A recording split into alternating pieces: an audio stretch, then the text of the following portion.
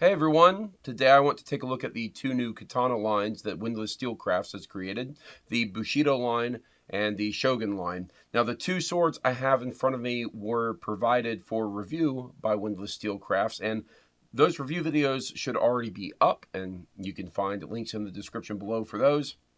But I wanted to take a look at these from the perspective, okay, what would you get between these two different lines? Now, the Bushido line is the kind of lower mid-entry level at $250, and the Shogun line is the upper level, $400. There are three katanas in each of the lines. The primary construction for each one is kind of cohesive, so the three swords that are part of the Bushido line are all built basically the same way, and the three swords that are made for the Shogun line are also basically built the same way. And the only differences you're going to have between the three in each of those categories are going to be basically the fittings, and we'll take a closer look at that. So just to kind of kick it off, I'm going to do a real quick note on it, and then I'm going to set it aside. The Shogun line, which is this top one in this case, it also comes with a cleaning kit. These are about $10 to $15. So keep that in mind. You're getting something a little bit extra when you're talking about the price point of $400. So maybe knock about $10, $15 off that $400 price mark to kind of gauge the differences between the cost of the swords. Okay, so I'm going to talk about the differences between the two lines first, and then we will take a look. We'll kind of zoom in to the Bushido line, and then we'll zoom in to the Shogun line and look at the differences between the three swords of each. So first and foremost, the biggest difference, just as you see it right now, between these two, really the only thing you're going to visually see is going to be the fact that there are the brass fittings right here. This is called the Kurigata. I believe that's what this is called, the Kurigata, and it is a little, it's missing on this one, and I believe that's just it's a price thing. It's added in, adds a little bit better protection, I guess, for that little kind of nub that the wrapping is wound through. It's more traditional, I believe, to see that on there, so you're getting a slight difference there, but then you're not really getting any other real true visual difference between the two. It's not until you actually pull the blades out, and I'm going to do that here just enough so you can see the hibakis. This is the hibaki. It is a piece of brass that is designed to fit well into the saya, into the sheath, and hold it in place. You get a more decorative one on the Shogun line, where you have a very plain one on the Bushido line. And then going a little bit further, taking the saya off of these two swords, doing so carefully as I can, not to cut myself. And you'll forgive there might be a little bit of dust and stuff on this. You basically get a very standard looking blade versus a pattern welded blade. So it might seem a little bit backwards. I don't really think it is. The Bushido katanas have the pattern welded, and the way that they are heat treated is they have a higher HRC, so the kind of the ratio between the hardness of the steel and the brittleness of the steel. It's on the upper end in the blade and softer basically below the tsuba and into the handle, and that's not normal for a katana, whereas the Shogun line is made more traditionally, and what you have is a lower HRC, a softer steel in the spine, and then on the edge it's been heat treated to have the higher HRC. And with that traditional kind of approach to blade making, you're also getting an actual heiman on this, which is the kind of pattern that is developed on the blade with the clay tempering process. So the way it's traditionally made is clay is packed on the edge, and it's heat treated differently so that the part that's packed in clay will heat and temper at a different kind of range and speed than the parts of steel that are just kind of exposed to the heat in the tempering process. And so you're getting a much more traditional blade with a proper Hamen on here. And then on the Bushido line, you're getting a simulated Hamen. So you have a pattern welded blade, and it's just kind of ground into that wavy shape. So the price point that goes up when you're talking about the Shogun line is having a properly made katana, in terms of a kind of traditional approach to constructing it, and what I believe to be the more superior kind of hardening differential for the blade itself. They both function as swords perfectly well, but when you're talking about a katana, to me, part of what goes into a katana is how it is constructed and the methods being somewhat traditional. So that's visually the only differences you're going to see here, and then functionally the slight differences. And that's basically it between these two price points. You're getting a leap up in price point to get a more traditionally made blade, and at the lower price point, you're still getting a pattern welded blade, but it's to me it looks a little bit lesser because of the simulated Hamen on it. It just doesn't look as good to me. Functionally, from what I have experienced using these two swords at this point, there is no real functional difference between the two. And so when you're looking at that price point and you're trying to make a decision if you are trying to go buy one of the 6 swords that are part of either the Bushido or Shogun line from Windlass Steelcrafts, that's what your price difference really going to be. It's going to be the traditional making, and it's going to be a little bit of the furniture decorations, and that's about it. Now, I do want to zoom in to each of the lines. So I have these two in front of me. This is the Bushido Nami, and this is the Shogun Tsuru. Those two are the examples that Windlass sent me, which means that there are 4 that I don't have personally, but they have great photos online. So we're going to take a look at those. So the first one we're going to take a look at is the Bushido Nami katana. So what sets this one apart is that the Tsuba and pommel are decorated with Japanese water dragons. That's the ancient symbol of good fortune and wealth. And the Tsuba pommel and Fuchigashira, which is the collar next to the Tsuba, is another little decorative piece. They're made of brass and given an aged finish.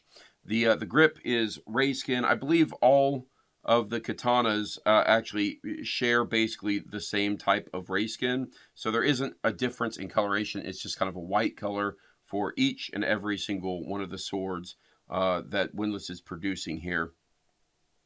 And then you can see that the wooden scabbard is a flat black color, so not glossy. It's a flat color, and it's speckled and flecked with a gold sand pattern. Next up is the Bushido Kiko no Gyokuza katana. And what's going to set this one apart, I think, to me, most strikingly visually, is the Tsuba and pommel are emblazoned with a floral pattern, with the Tsuba actually having this open lattice design. And so it's kind of supposed to have this kind of blossom look to it. The Tsuba and pommel and Fuchigashira, which again, the collar next to the Tsuba, they're made of brass and given an aged finish as well. So that's the same. And the saya is done in a deep burgundy finish with a glossy black paint splatter on it, and then a burgundy wrap. So you're getting a darker kind of reddish color instead of a black color.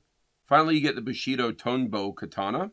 And what sets this one apart is that the Tsuba and pommel have dragonflies on it. And according to the description, the dragonfly was a symbol of fearlessness and swiftness and courage. And they were believed to bring strength and protection to the soldiers. And they also go on to note that Japan is known as the island of the dragonfly.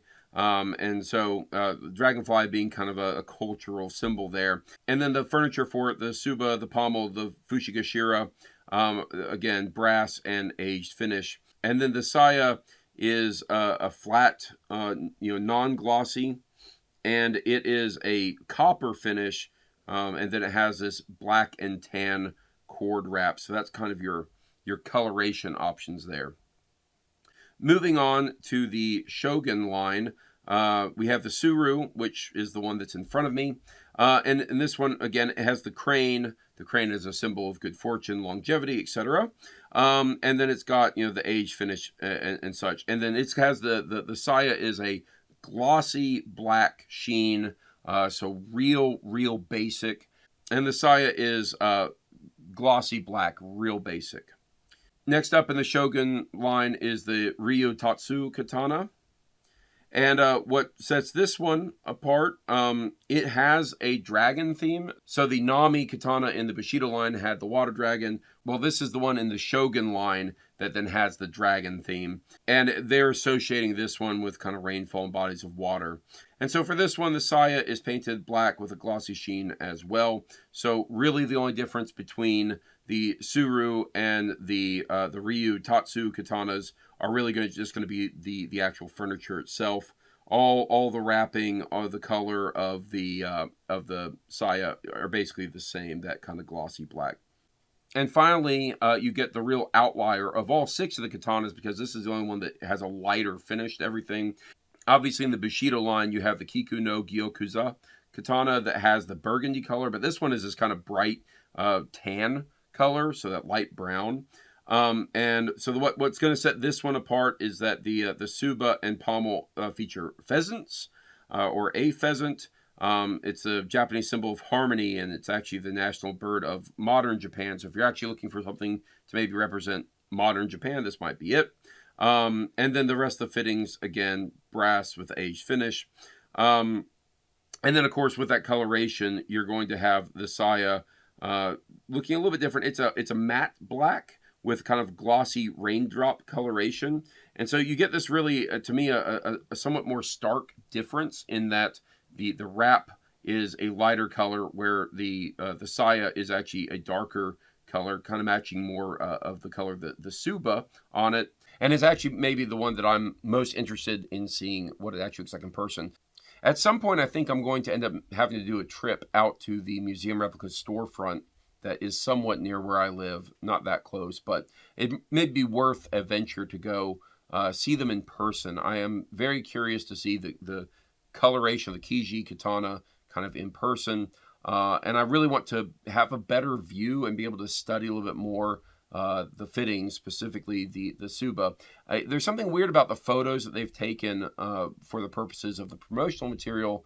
You can kind of tell what it is, but you really kind of want to get a more three-dimensional view of a Tsuba. No matter which angle you have in a photo, you're lacking some information because the blade is in the way. So I would love to go see them in person. So yeah, that's it. That is all 6 of the new katanas that Windlass Steelcrafts is putting together. Again, 3 that are at the higher price point, 3 that are at the lower price point. One of the things that I actually kind of wish I had as an option would be to mix and match a little bit. So this is the saya for the Bushido line, and I actually like the coloration of it a lot. So there's part of me that wishes I could put it on this sword, and I can, but there's elements of this saya that I'm less happy about, in terms of like the lip here kind of looking plasticky and all the rest. So as much as I would love to kind of be able to swap out coloration, I think these kind of have to stay together. And while I may not be able to speak super intelligently about the katanas from a functionality standpoint, ultimately I have handled katanas before. One of my personal katanas, higher end, it's basically a little bit higher price point than the Shogun line. It was a custom katana that I had made, and I really love it, and I've used it a good bit in various cut tests and things, not even on video, just kind of personally. It's the one that I always go to when I'm talking to people I do HEMA with, and they're like, I don't care about katanas. I'm like, have you ever actually cut with one? They're actually a lot of fun. I usually pull that katana out. And so that's kind of my comparison point. I've never had or held a multi-$1,000 katana, and I'll be honest, I don't know that I could appreciate the difference except for maybe the quality of the fittings themselves. And I would expect a much more handmade quality aspect to them, and much more refined detailing than what you might get in a slightly lower price point. But overall, I think from a functionality perspective, the whole line, both the Bushido and the Shogun, are absolutely perfectly fine katanas. And it really just comes down to, again, in my opinion, the big selling point for really most katanas across a range of price points is, what are the fittings? What does it look like? What's the color of the saya? What's the color of the wrapping? What's the color of the ray skin? what do the charms represent, and being able to just kind of find the thing that feels like it represents you the most. So to me, that's the big selling point for any of these, or would be. Of them all, of all 6 of them, and I have looked at them and kind of studied them, I'm very glad that this is the one that Windlass sent me for a review, because it gives the most positive impression. And likewise, I'm actually kind of glad they sent me one that had dragon fittings on it, because it's my least favorite, and I'm more inclined to look down on it from an aesthetic standpoint. But they're all things being equal, it feels the same functionally. Anyway, that's kind of just a broad overview of these. Hopefully it's a little bit more informative for you. Again, I disclosed it at the beginning of this video, but I'll go ahead and disclose it again now. Keep in mind, these were sent to me by Windlass for review. I always do these disclosures because I don't want there to be some sort of perception that this is a marketing campaign. I try to be informative. Whether they sent me these katanas or not, I may have done a video like this one. I would not have done a review, obviously. You just have to kind of keep that in mind, because some people really don't like it when a company sends a reviewer like myself a copy. It has a certain distinct value to it. They don't want it back, right? They can't do anything with it. I will tell you, I'm likely to give these away. Most of the swords I've been getting, I'm either going to probably pass on or give away in most cases. Very few do I think I would ever be keeping. And mostly that's just because I don't really have space. But I also know some people who really like katanas, and they might really appreciate it. So it's a chance for me to kind of offload and them get something really cool. And then hopefully I'm getting some additional respect on the internets with maybe not being a sellout. I try to be really cautious of that. And so that's hence this disclosure. And I will also disclose and be really clear. Windlass did provide me through both of their storefronts, Atlanta Cutlery and Museum Replicas. They set me up to be an affiliate for them. The affiliate program is basically if you click on links down below in the video and you go buy a sword having clicked on that link, I may, depending on how it works, I might get a little bit of a kickback. It's a small monetary amount. One of the many ways I could try to monetize this channel. It's helpful to me, and I'm happy to be an affiliate with them. I do really like the company, so I like, talking about their stuff. Again, keep that in mind. If you don't like my opinions on reviews, I just want to be upfront and very, very clear. And I've asked in my other review videos, but each video kind of has to stand on its own. So I'm going to ask again here, what are your thoughts on this brand new line of katanas from Windlass? What do you think of the different designs, colorations, price point?